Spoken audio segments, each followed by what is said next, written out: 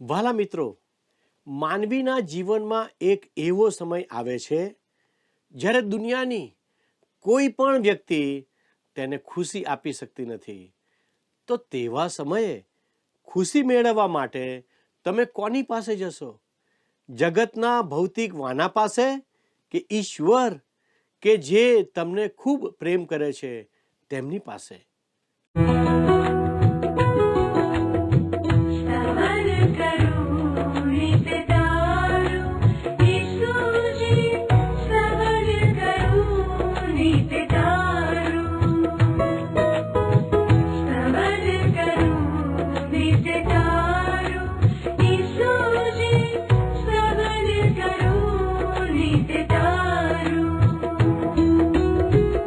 आज सवारे साध सुनी तऊ महिमा करूं प्रभु तारो,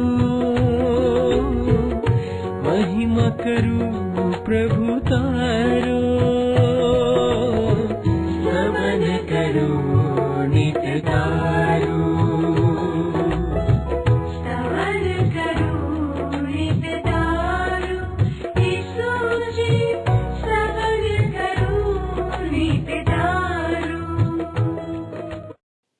પ્રિય મિત્રો, આજના સ્તવન કાર્યક્રમમાં જોડાવા બદલ હું આપ સૌનો આભાર માનું છું અને આ કાર્યક્રમમાં આપનું પ્રેમભર્યું સ્વાગત છે.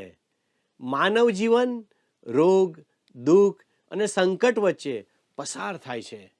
કેટલાક રોગો, દુઃખ અને સમસ્યાઓના ઉકેલ શોધવા માટે ઈશ્વરે માનવીને ડાપણ અને સમજણ આપી છે, જેથી તે ઈશ્વરના સર્જનમાંથી તેને શોધી શકે અને તેનો ઉપયોગ કરી શકે.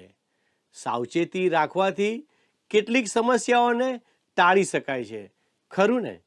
પરંતુ કેટલીક સમસ્યાઓ એવી છે જે આપણી સમજ દ્વારા ઉકેલી શકાતી નથી.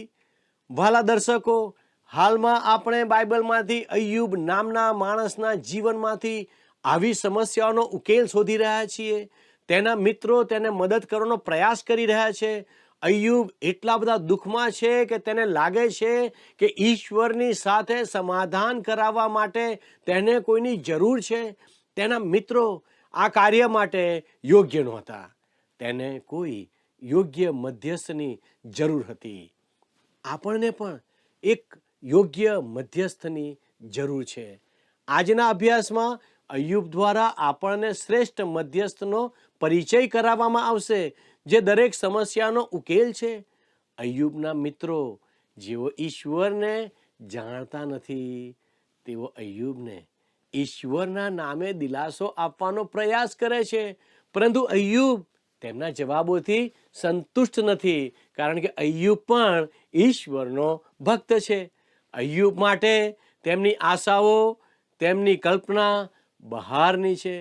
વાલા દર્શકો, આજે આપણે અય્યુબનું પુસ્તક તેનો 8મો અધ્યાય તેની 1 થી 22 કલમો અને 9મો અધ્યાય તેની 1લી અને 2જી કલમનો અભ્યાસ કરીશું. તેમાં તેના મિત્રોએ અય્યુબ ઉપર સંપૂર્ણપણે ખોટા આરોપો લગાવ્યા અને ખોટી સલાહ આપી. અય્યુબ પર શાબ્દિક હુમલો કર્યો. પણ મિત્રો, અય્યુબે મોટે ભાગે તે સલાહની અવગણના કરી અને પોતાની ફરિયાદો સીધી ઈશ્વરને જણાવી. આમ અય્યુબે એક મધ્યસ્થ માટે વિનંતી કરી છે, જેથી તે ઈશ્વરની સાથે સમાધાન કરી શકે.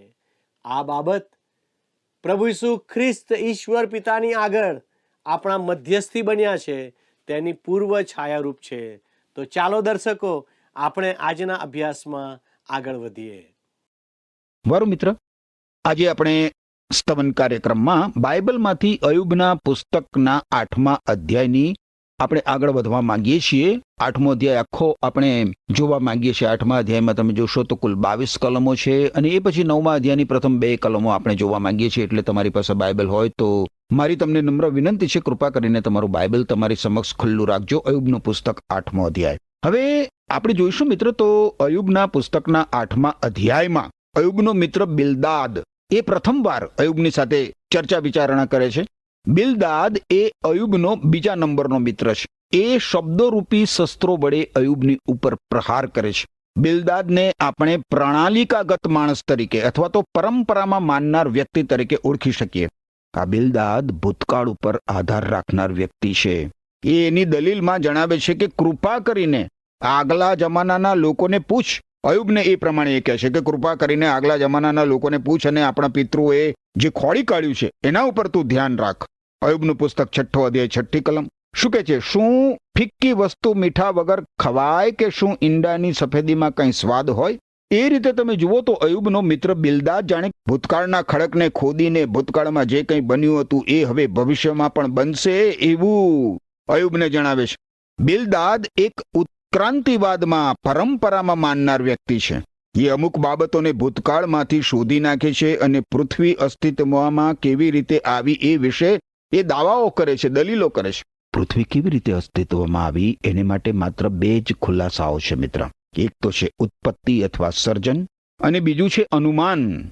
અને પરંપરા અથવા ઉત્ક્રાંતિવાદ એમાં માનનાર વ્યક્તિ અનુમાન ઉપર આધાર રાખે છે. એ પુરાતત્વોને આધારે ધારણાઓ કરે છે. જેમ કે ઉત્ક્રાંતિવાદ એક હાડકાને ખોદી કાઢે છે અથવા અમુક ચીજ વસ્તુને શોધીને તેનો સમય અને તે વખતની પરિસ્થિતિનું વર્ણન કરે છે.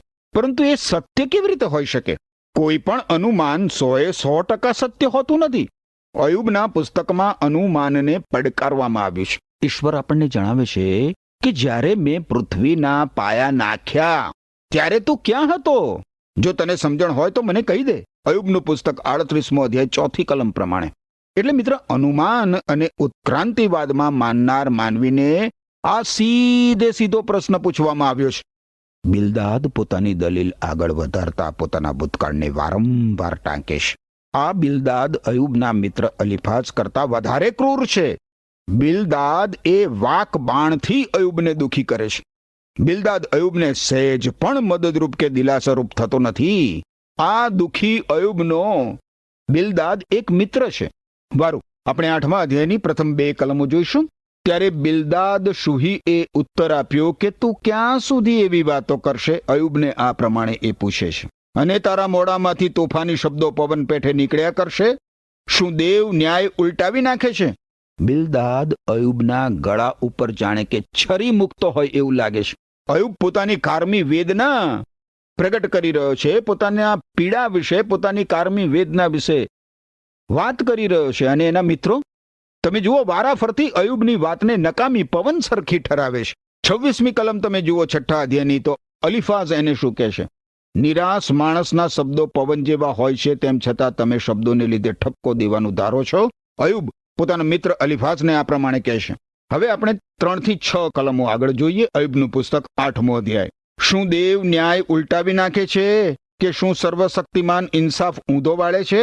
જો તારા છોકરાઓએ તેની વિરુદ્ધ પાપ કર્યું હશે.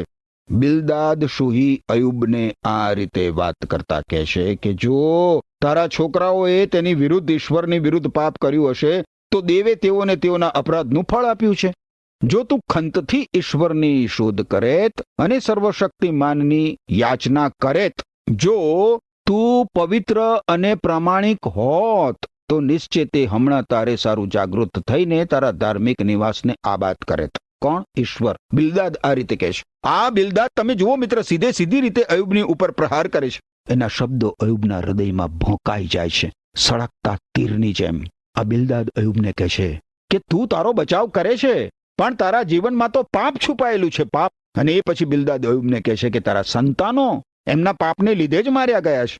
આ તો અયુબનું હૃદય સંપૂર્ણપણે વિંધાઈ જાય એવો આક્ષેપ છે મિત્ર. વાસ્તવમાં બિલ્દાદ આવું કરી શકે જ નહીં. એને આવો કોઈ અધિકાર જ ઈશ્વરે આપ્યો નથી. અયુબના બાળકો એમના પાપને લીધે માર્યા ગયા એ સાચું નથી, કારણ કે અયુબના પુસ્તકમાં તો એના વિશે એવું કંઈ પણ જણાવવામાં આવ્યું નથી. અયુબના પુસ્તકના 1 અધ્યાયની 4 અને 5મી કલમમાં આપણે શું જોયું હતું? તેના પુત્રોમાંનો દરેક પોતપોતાને ઘેર મિજબાની આપતો અને પોતાની 3 બહેનોને પોતાની સાથે ખાવા પીવા સારું તેડતો. તેઓની ઉજવણીના દિવસો વીત્યા પછી અયુબ તેમને તેડાવીને પવિત્ર કરતો અને પરોળીએ ઉઠીને તે સર્વની ગણતરી પ્રમાણે દરેકને માટે દહનાર્પણ કરતો. તે કહેતો, અયુબ કહેતો કે કદાચ મારા પુત્રોએ પાપ કરીને પોતાના હૃદયમાં દેવનો ઇનકાર કર્યો હોય. અયુબ એ પ્રમાણે હંમેશા કરતો હતો.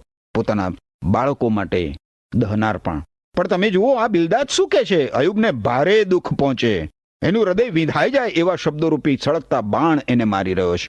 5મી અને 6ઠ્ઠી કલમમાં જણાવ્યા પ્રમાણે બિલદાદ અયુબ ઉપર પાખંડી હોવાનો આક્ષેપ મૂકે છે, ઢોંગી હોવાનો આક્ષેપ મૂકે છે. બિલદાદ અયુબને પરોક્ષ રીતે કહે છે કે તું શુદ્ધ નથી, તું પ્રામાણિક નથી, તે ઈશ્વરની શોધ કે પ્રાર્થના કરી નથી, તું જે કાંઈ કરે છે એ તો માત્ર દેખાવ છે, ઢોંગ છે, અને એટલે તારી આવી અવદશા થઈ છે. કેટલી ભયંકર વાત, કેટલી ભયંકર વાત.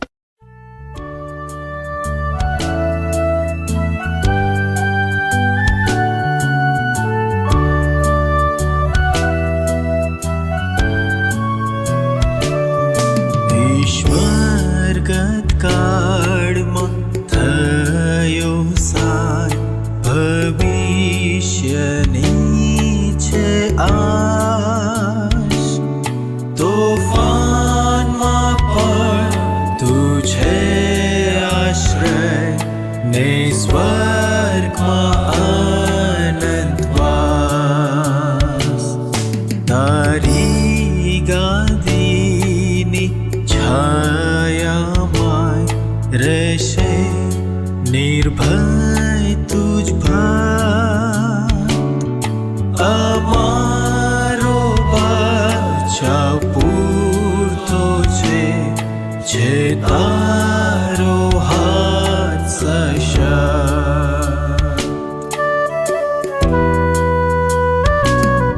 પૃથ્વીને રચી તે પહેલા યાપાળ થયેલું ઉત્પન્ન. અનાદિકાળથી તું ઈશ્વર, અનંતકાળ સુધી પણ તુજ દ્રષ્ટિમાં વરસ હજાર એક રાતના જેવા છે. જેમ રાત જતી રે પ્રભાતે, તેમ તે પણ એવા છે.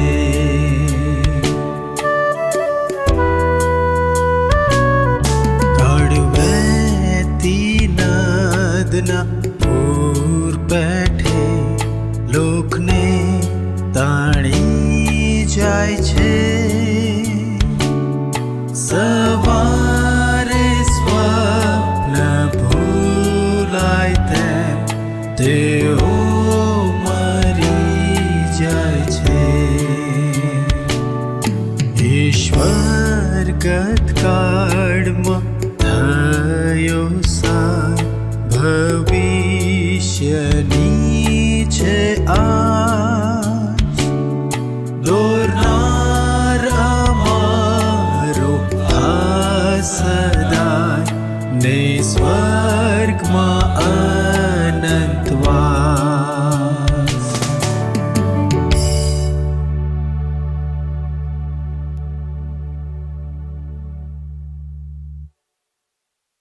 આગળ એ 7 થી 10 કલમમાં શું કહે છે જુઓ. બિલદાદ અયુબને શું કહે છે? જો કે તારી શરૂઆત જૂજ જેવી હતી, તો પણ આખરે તે તને બહુ સફળ કરત. ઈશ્વર તને બહુ સફળ કરત. કૃપા કરીને આગલા જમાનાના લોકને પૂછ, અને આપણા પિતૃઓએ ખોળી કાઢ્યું છે તે પર ધ્યાન આપ. કેમ કે આપણે તો આજકાલના છીએ અને કંઈ જાણતા નથી. પૃથ્વી પર આપણા દિવસો છાયારૂપ છે. શું તેઓ તને નહીં શીખવે અને કંઈ નહીં કહે, અને તેઓ પોતાના ડાપણના શબ્દો તને નહીં કહે? જુઓ મિત્ર, જુઓ, આ બિલદાદ અયુબ ઉપર આક્ષેપ મૂકવાનું ચાલુ જ રાખે છે, અને 7મી કલમમાં કહે છે કે જો તે પાપ ના કર્યું હોત ને ભાઈ, ખંતથી ઈશ્વરની શોધ કરી હોત ને તે, તો જેટલો તું ધનવાન હતો એના કરતા અનેક ગણો ધનવાન થાત. ભૌતિક સંપત્તિને આધારે જ મિત્ર માણસની ઈશ્વર પરાયણતાનું માપ કાઢી શકાય નહીં. અયુબ ધન સંપત્તિને ગરુડ સમાન ગણે છે. ઈશ્વર આપે છે અને ઈશ્વર લઈ લે છે. અયુબની આ સમજ છે, અયુબની સમજ આવી છે કે ઈશ્વર આપે છે અને ઈશ્વર લઈ લે છે. ધન સંપત્તિને આધારે માણસનો ઈશ્વર સાથેનો સંબંધ નક્કી થઈ શકે નહીં મિત્ર. 8 થી 10 કલમોમાં બિલદાદ અયુબને ભૂતકાળ વિશે જણાવે છે. આપણે અગાઉ જોયું એ પ્રમાણે બિલદાદ પરંપરામાં, પ્રણાલિકાગતમાં માનનાર એવી વ્યક્તિ છે. એ અનુમાન કરીને વાતને સાબિત કરવા માંગે છે. બિલદાદ પોતે જાણે કે બધું જ જાણે છે અને અયુબ તો કશું જ જાણતો નથી એવું એ વિચારે છે. અયુબને માટે બિલદાદ જે કંઈ કહી રહ્યો હતો એ સાચું નથી. આપણું ભવિષ્ય મિત્ર ઈશ્વરના હાથમાં છે. હા, આપણું ભૂતકાળમાંથી આપણે ઘણું બધું શીખી શકીએ એ સાચું છે, પરંતુ માત્ર ભૂતકાળના આધારે જ આપણે જીવી શકતા નથી. આપણે તો ઈશ્વરને ઓળખવાની અને ઈશ્વરને આધીન રહેવાની વધારે જરૂર છે. બાઇબલમાંના ઈશ્વરના પવિત્ર વચનો જ મિત્ર આપણને આ પૃથ્વી ઉપરના જીવન વિશે અને અનંતકાળના જીવન વિશે પ્રકાશ આપે છે. ખેર, આપણે આગળ વધીએ. અયુબના પુસ્તકના 8મા અધ્યાયમાં 11 થી 15 કલમો હવે જોઈએ. બિલદાદ અયુબનો મિત્ર આગળ અયુબને કહે છે કે શું કાદવ વિના સરકટ ઉગે કે પાણી વિના બરું થઈ શકે? હજી તો તે લીલા હોય છે ને કપાયેલા હોતા નથી, એટલામાં બીજી કોઈ પણ વનસ્પતિની અગાઉ તે સુકાઈ જાય છે. ઈશ્વરને વિસરી જનાર સર્વના એ જ હાલ છે અને અધર્મીની આશા એમ જ નાશ પામશે. તેની આશા ભંગ થઈ જશે અને તેની શ્રદ્ધા કરોળિયાની જાળ જેવી નાજુક છે. તે પોતાના ઘર પર આધાર રાખશે પણ તે ઊભું નહીં રહેશે. તે તેને મજબૂતાઈથી પકડી રાખશે પણ તે ટકશે નહીં. આ બિલદાદ અયુબને સીધી રીતે દોષિત અને પાપી ઠરાવવા માટે એના ઉપર સીધા આક્ષેપો કરે છે. જુઓ, આ કેટલી ભયંકર વાત છે મિત્ર. તું ઈશ્વરને વિસરી ગયો છે, તે પાપ કર્યું છે અને એટલા માટે તારી આવી દુર્દશા થઈ છે, એવું બિલદાદ કહે છે.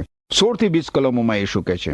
સૂર્યના તાપથી તે લીલો હોય છે અને તેની ડાળીઓ ફૂટીને તે વાડીમાં પ્રસરે છે. તેના મૂળ જરાની પાસે પથ્થરોને વીંટળાયેલા હોય છે. જો તે નાશ પામે તો તેની જગા તેનો નકાર કરશે કે મેં તને જોયો જ નથી. આ તો તેના માર્ગની ખૂબી છે અને જમીનમાંથી બીજાઓ ઉગી નીકળશે. દેવ સંપૂર્ણ માણસનો ત્યાગ કરશે નહીં અને દુષ્કર્મીઓને તે નિભાવ કરશે નહીં. બિલદાદ પોતાના શબ્દો વડે અયુબને કેવો ઘાયલ કરી રહ્યો છે તમે જુઓ મિત્ર. એના શબ્દમાં આક્ષેપ છે. એ જાણે કે અયુબનો ન્યાય કરતો હોય એવો એનામાં જુસ્સો છે. એ અયુબને દિલાસાદાયક શબ્દો સંભળાવતો નથી, પણ અયુબનું હૃદય વિંધાઈ જાય એવા શબ્દો સંભળાવી રહ્યો છે. ધારદાર તલવારની જેમ, ધારવાર ભાલાની જેમ એના હૃદયને એ વીંધી રહ્યો છે. 20મી કલમમાં જણાવવામાં આવ્યું છે કે ઈશ્વર સંપૂર્ણ માણસનો ત્યાગ કરશે નહીં અને દુષ્કર્મીને ઈશ્વર નિભાવી રાખશે નહીં. એ રીતે બિલદાદ અયુબને દુષ્કર્મી જાહેર કરે છે. પણ ઈશ્વરની દ્રષ્ટિમાં સંપૂર્ણ કોણ છે? બાઇબલમાં જણાવ્યા પ્રમાણે તો કોઈ માણસ સંપૂર્ણ નથી અને એમ છતાં ઈશ્વર કરુણાથી, અનુકંપાથી માણસને પ્રેમ કરીને માણસનો ઉદ્ધાર કરે છે એના દુષ્કર્મોના બંધનોમાંથી, એના પાપોની શિક્ષામાંથી. અયુબ વિશે તો આપણે જાણીએ છીએ મિત્ર કે ઈશ્વરની દ્રષ્ટિમાં અયુબ પ્રામાણિક હતો, નિર્દોષ હતો. હવે 20મી અને 21મી કલમમાં બિલદાદ અયુબને શું કહે છે એ જુઓ. એ કહે છે કે દેવ સંપૂર્ણ માણસનો ત્યાગ કરશે નહીં અને દુષ્કર્મીઓનો તે નિભાવ કરશે નહીં. હજી પણ તે તારું મુખ હાસ્યથી ભરશે. હજી પણ ઈશ્વર તારું મુખ હાસ્યથી ભરશે અને તારા હોઠો હર્ષથી જય જયકાર કરશે. આ બિલદાદ ઈશ્વરને ઓળખતો નથી મિત્ર. ઈશ્વરની સાથે એનો કોઈ સીધો સંબંધ નથી. એ અયુબને પણ જાણતો નથી બરાબર રીતે અને એટલે એ અયુબ પર ખોટા આક્ષેપો કરી રહ્યો છે. જ્યારે અયુબ અસહ્ય વેદનામાં છે, ભારે પીડા અનુભવી રહ્યો છે, ત્યારે તેને બિલદાદના શબ્દો આશ્વાસન આપી શકતા નથી. વાસ્તવમાં તો બિલદાદના શબ્દો અયુબને માટે બળતામાં ઘી હોમવા સમાન છે. અયુબ હવે બિલદાદને કેવો જવાબ આપે છે એ 9મા અને 10મા અધ્યાયમાં આપણે જોઈ શકીશું. 9મા અધ્યાયમાં જણાવ્યા પ્રમાણે અયુબ એ સ્પષ્ટ જણાવે છે કે બિલદાદના શબ્દોએ અયુબની જરૂરિયાત પૂરી પાડી નથી. અરે, બિલદાદ તો અયુબની સમસ્યા વિશે પણ વાત કરતો નહોતો. એવા સમયે અયુબ ઈચ્છે છે કે તેની દાદ કોઈ સાંભળે. વાસ્તવમાં અયુબ કોઈ મધ્યસ્થ માટે ઝંખે છે. બીજા શબ્દોમાં જોઈએ તો અયુબનું હૃદય માનવ અને ઈશ્વર વચ્ચેના એકમાત્ર મધ્યસ્થ પ્રભુ ઈસુ ખ્રિસ્તને ઝંખી રહ્યું છે. પ્રથમ 2 કલમોમાં જોઈએ આપણે 9મો અધ્યાય તો લખ્યું છે ત્યાં, ત્યારે અયુબે ઉત્તર આપ્યો કે હું ખરેખર જાણું છું કે એમ જ છે, પણ માણસ દેવની આગળ કેમ કરીને ન્યાયી ઠરે? આ બિલદાદે અયુબને કહ્યું હતું કે કોઈ માણસ ન્યાયી નથી. હા, એના શબ્દો સાચા છે, પણ આ શબ્દો દ્વારા અયુબની ગરજ સરતી નથી. અયુબની સમસ્યા જુદી જ છે.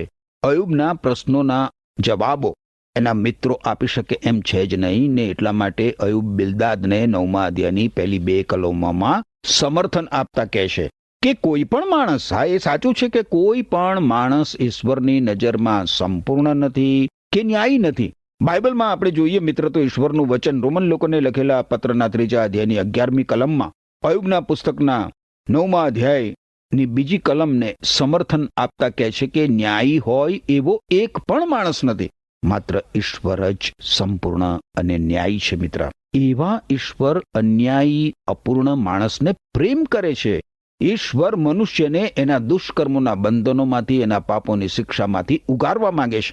માણસ જ્યારે પોતાની અધુરાઈ કબૂલ કરીને, પોતાની ઉણપ કબૂલ કરીને, પોતાની નિષ્ફળતા કબૂલ કરીને ઈશ્વરને સ્વાર્પિત થાય છે, ત્યારે ઈશ્વર પ્રભુ ઈસુ ખ્રિસ્તને કારણે મનુષ્યને ન્યાયી ઠરાવે છે, પુનિત પાવન ઠરાવે છે.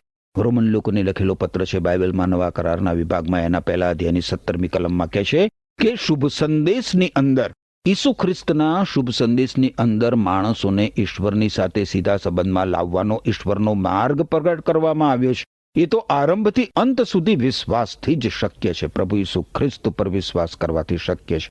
બાઇબલમાં ઈશ્વરનું વચન કહે છે કે વિશ્વાસથી ઈશ્વરની સાથે સીધા સંબંધમાં આવેલ વ્યક્તિ જીવન મેળવશે. રોમન લોકોને લખેલા પત્રના 1 અધ્યાયની 17મી કલમમાં જૂના અનુવાદ પ્રમાણે આપણે જોઈએ તો લખ્યું છે કે ન્યાયી મનુષ્ય વિશ્વાસથી જીવશે.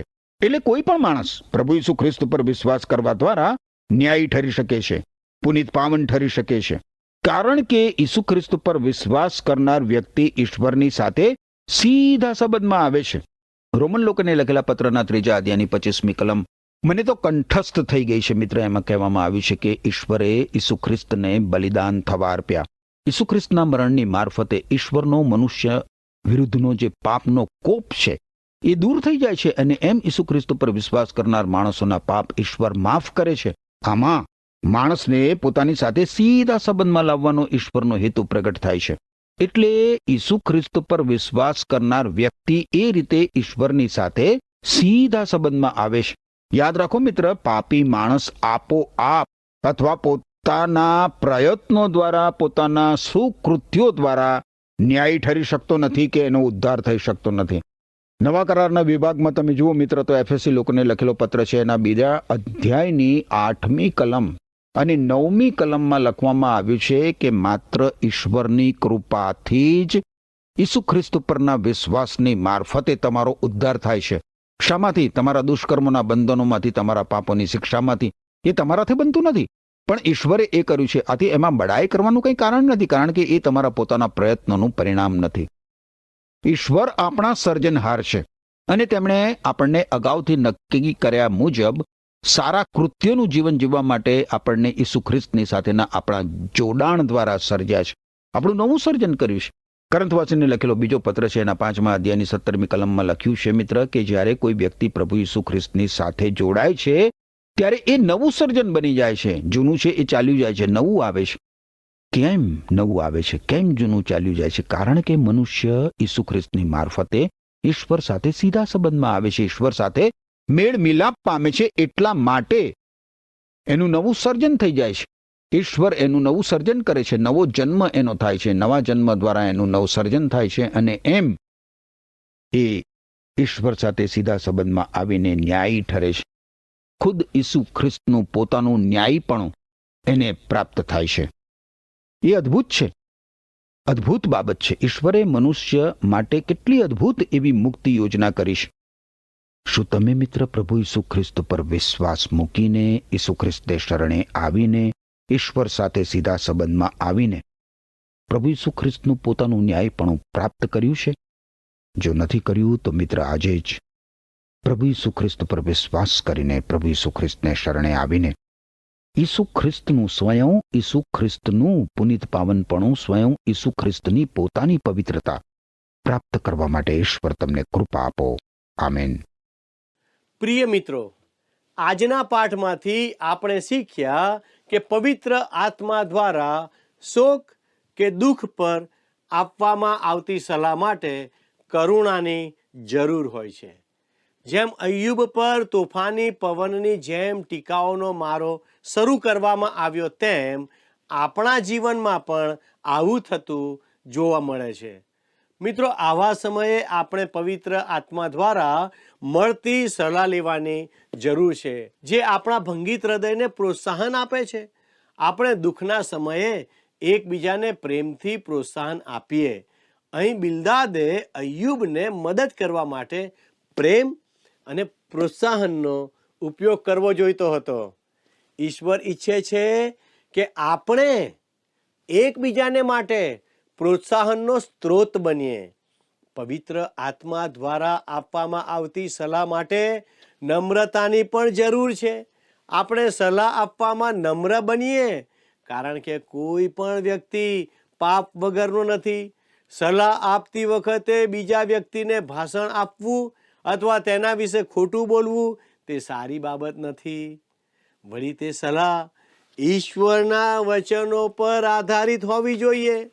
જ્યારે તમારી પરંપરા તમારા કાર્યોને ઈશ્વરના વચન સાથે વિરોધાભાસ આપે, ત્યારે તેને તમારા પર નિયંત્રણ થવા ના દો, પણ ઈશ્વરના શાણપણ માટે પ્રાર્થના કરો. અને સલાહ આપતા પહેલા ઈશ્વરના વચનો વાંચો, મનન કરો. પવિત્ર આત્માથી ભરપૂર સલાહકાર જરૂરિયાતમંદોને શોકના સમયે મદદ કરે છે. પ્રભુ ઈસુમાં વિશ્વાસ ન રાખનારા ઘણા બધા લોકો કટોકટીના સમયમાં તમારા પર તૂટી પડશે. કટોકટીના સમયમાં બિલ્દાદે ચેતવણી આપી હતી કે અધર્મીઓની આશા નાશ પામશે, પણ ઈસુ એક શાશ્વત આશા આપે છે, જે છીનવી શકાતી નથી. જો તમે ઈસુને પ્રેમ કરો છો, તો ગરીબો અને વંચિતોને મદદ કરીને તે પ્રેમ બતાવો. ઈશ્વર આ પ્રમાણે કરવા આપ સર્વને સહાય કરે. આવો આપણે પ્રાર્થના કરીએ.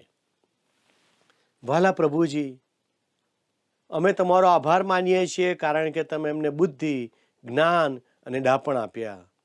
પ્રભુ, મારી પ્રાર્થના છે, તમે એમને મદદ કરો કે જ્યારે અમે બીજાઓને સલાહ આપીએ, સૂચનો કરીએ, મદદ કરીએ, એમાં પ્રભુ અમે તમારી ઈચ્છાને પારખીને તમારું વચન જે પ્રમાણે શીખવે છે તે પ્રમાણે અમે સલાહ સૂચનો આપનારા બનીએ, એવી અમારી પ્રાર્થના છે.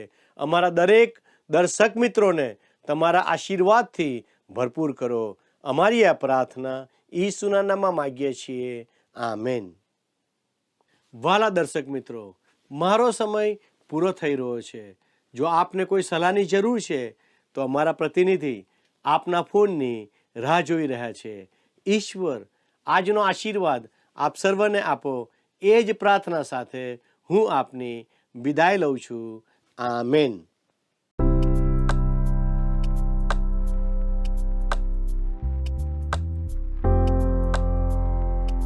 મિત્રો, ગત પ્રશ્નનો જવાબ છે પવન જેવા.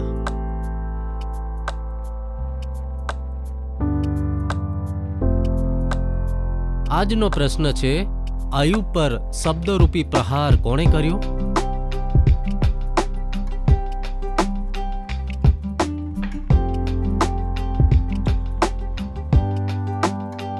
જવાબ આપેલ સ્ક્રીન પર દર્શાવેલ વોટ્સએપ નંબર પર આપવાનો રહેશે. કાર્યક્રમ દરમિયાન પૂછેલા પ્રશ્નોનો સાચો જવાબ આપનાર વિજેતાઓના નામ દર મહિનાના પ્રથમ સોમવારે જાહેર કરવામાં આવશે.